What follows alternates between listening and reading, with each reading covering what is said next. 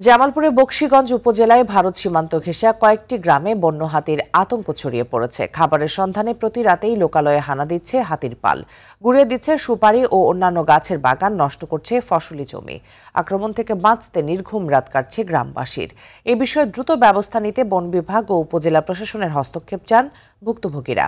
জামালপুরে বকশীগঞ্জ থেকে জিএম ফাতিউল হাফিজ বাবুর পাঠানো তথ্যচিত্রে আরও জানাচ্ছেন আব্দুল হামিদ।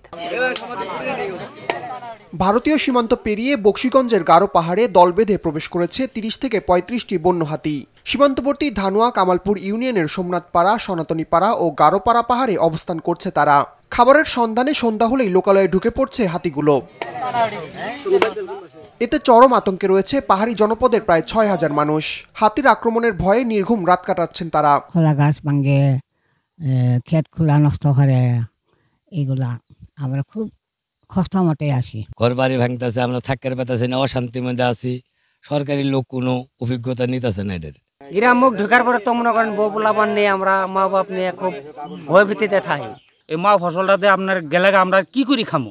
সরকারের কাছে আমরা এটি আবেদন, আপনারা এই ক্ষয়ক্ষতিগুলা সমাধান করে দিবেন। বিভিন্ন এলাকায় যদি তাদের খাবারের সৃষ্টি করা হয় তাহলে এই হাতির আক্রমণ থেকে, উপদ্রব থেকে আমরা রেহাই পাবো। হাতি তাড়াতে প্রয়োজনীয় পদক্ষেপ নেওয়া হচ্ছে বলে জানিয়েছে স্থানীয় প্রশাসন। এখানে মানুষ এবং হাতি দ্বন্দ্ব নিরসনের জন্য প্রত্যেকটি বিট কার্যালয়ে 5টি 6টি এরকম করে হচ্ছে ইয়ারটি দল গঠন করা হয়েছে, যারা হচ্ছে হাতি সুরক্ষায় কাজ করে। হাতির আক্রমণ বেড়েছে এবং এতে অনেক কৃষকের ফসলের ক্ষয়ক্ষতি হয়েছে। আমি ইতিমধ্যে ক্ষয়ক্ষতির স্থানগুলো পরিদর্শন করেছি এবং কৃষকদেরকে আশ্বস্ত করেছি যে আমরা উপজেলা প্রশাসনের পক্ষ থেকে আপনাদেরকে প্রয়োজনীয় আর্থিক সহযোগিতা প্রদান করব। ভারতের মেঘালয়ে বন উজাড় করার ফলে খাদ্য সংকটে লোকালয়ে চলে আসছে হাতির দল।